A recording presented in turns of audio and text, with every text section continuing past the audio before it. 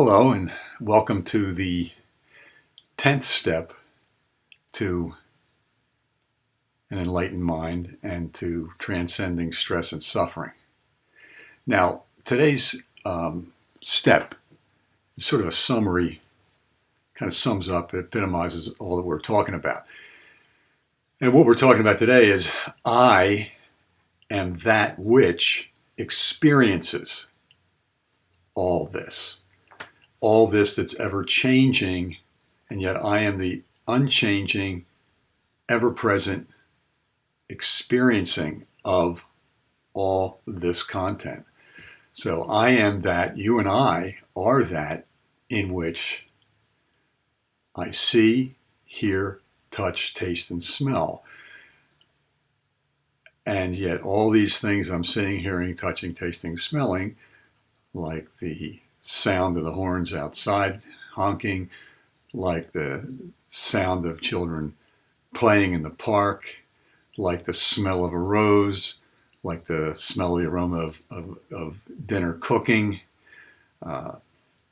all these things, the sights of buildings, trees, grass,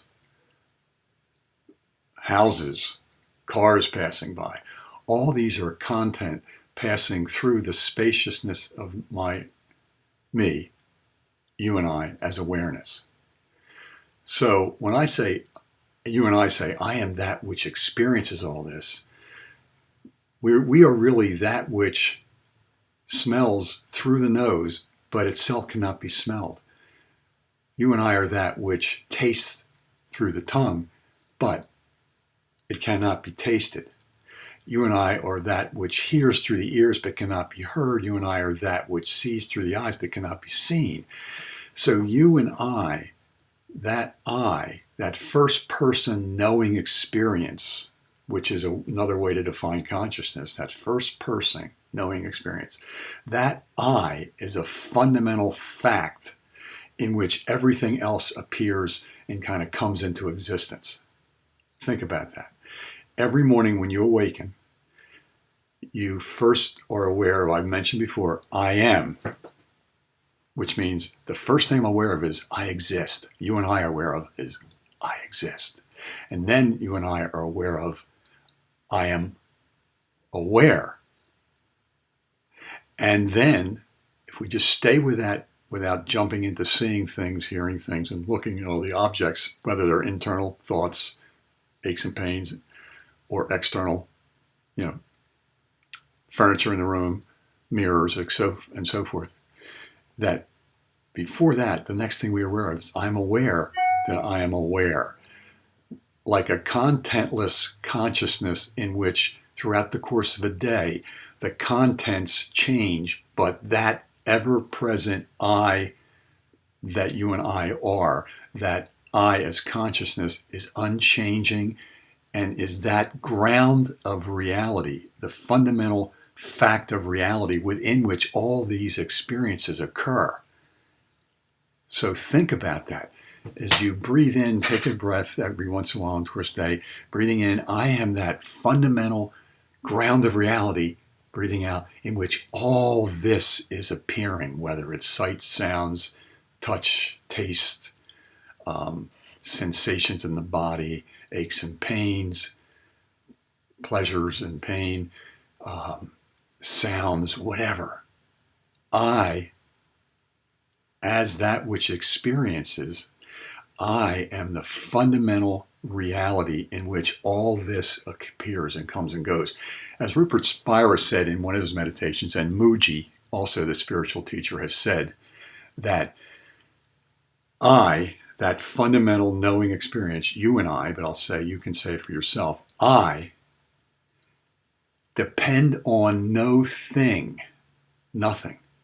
And yet all seeming things that I experience depend on me. The computer that I'm seeing, you seeing my image on the screen, the furniture in your room, the clouds in the sky, the trees outside, the grass, the leaves, the fallen leaves, all of which have to get raked up at some point, which is quite a task. All that depends on me and you and I, on that which notices them. Now, you may be familiar with the old philosophical thing, if a tree falls in the forest and nobody's there to see it, does it really fall? And with quantum physics, with Heisenberg and some of the earlier physicists, and later with Fred Alan Wolf, physicist, that when you're doing an experiment, until a human consciousness has noted it, has experienced it, for all practical purposes, as Fred Alan Wolf has said as a physicist, it hasn't happened yet. Now, the difference between what we're talking about and what Bishop Berkeley, who founded the idea of idealism, that if the tree is not witnessed falling, then it doesn't really fall. His concept was it was all happening in the mind. And for us, it's not the mind, because the mind itself, thoughts, images, imaginings, musings, reverie, all that is something you and I experience as the light of consciousness, as that which experiences, is underlying, is a grounded fact under which the mind, the body, the world, the universe, stars, galaxies, and everything is appearing and disappearing, coming and going, as it changes throughout the course of a day. So, the other thing I wanted to share with you, I had an experience in a healing center in Brazil, in which in the middle of the night, I found myself sort of sitting up on the side of the bed. And I had sort of this greenish glow around me as I was looking around the room. And as I was looking around the room, I began to suddenly feel something, like I felt something prod me in the back, and I went, I really felt it. And then I had the sensation of something being placed around my head, with the area where my head would be, and I could feel that. And I could hear things. And then I made a sound when I felt this pressure, like it startled me. It was like, and I was afraid it was going to wake up my friend Rod, who was in the next room over. But when I checked with Rod the next day, he didn't hear anything. Now, what happened in this experience was I was sitting there, I could feel the floor under what felt like feet. And I could really touch and hear. And I really wasn't tasting anything, nor was I smelling anything, but I had felt like my full set of senses. And I happened to turn my head and look down toward the bed and saw my physical body lying there, completely inert, kind of lifeless, on my side, looking out from that vantage point toward the wall and the window, just lying there lifeless. And yet I had every sense acutely feeling it.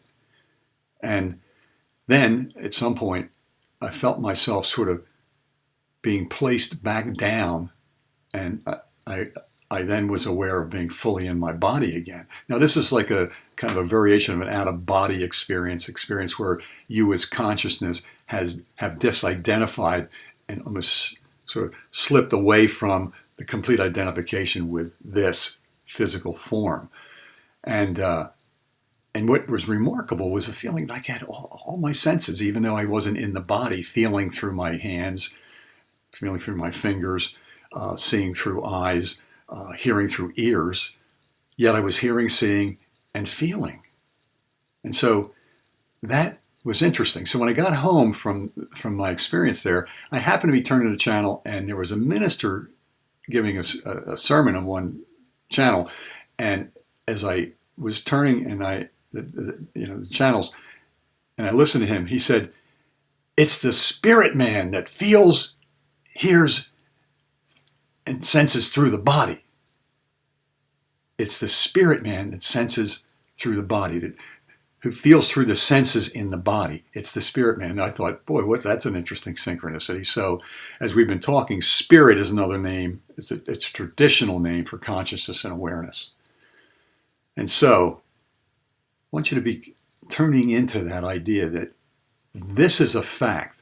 When you awaken, I am is the fact that you first experience. Whether you quickly shift off and become I am aware of this, that, and the other thing, before you do that, I am.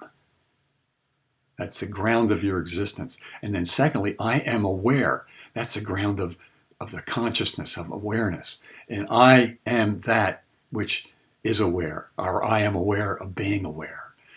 So these are facts in your experience, subjective facts in your experience. And then other things happen within that ground of your experience. So today, the emphasis is on I am that which experiences. And breathing in and then exhaling. And all this is an appearance in me. Now, one of the other suggestions that I heard Swami Sarvapriyananda make as a kind of a Vedantic spiritual practice is breathing in. Consciousness alone is real. That is, it's fundamental, it's basic. So consciousness alone is real. I am consciousness. Now breathing out, and all this are appearances in me. So again, breathing in, consciousness alone is real. I am consciousness, and all this is appearing in me, consciousness, the light of consciousness. Or breathing in, awareness alone is real. I am awareness. Breathing out, and all that I see, hear, touch, taste, and smells is appearing in me, awareness. Breathing in, awareness alone is real, fundamental. I am awareness, most fundamentally. Exhale, and all this are appearances in me. Okay, so try that this week. Really consider how this is the fundamental reality of your life. Awareness, consciousness, that sentience, and all else. And that doesn't change. That's the first person ever present knowing element. And what do we call that? What's the name for that? I. It's the deeper I, underlying, undergirding all that's appearing, all that you're experiencing. So you and I are that which experiences. And so this week, practice that. Practice the breath. Breathing in, awareness alone is real. I am awareness.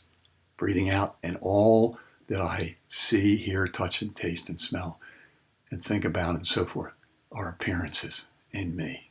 Or consciousness alone is real.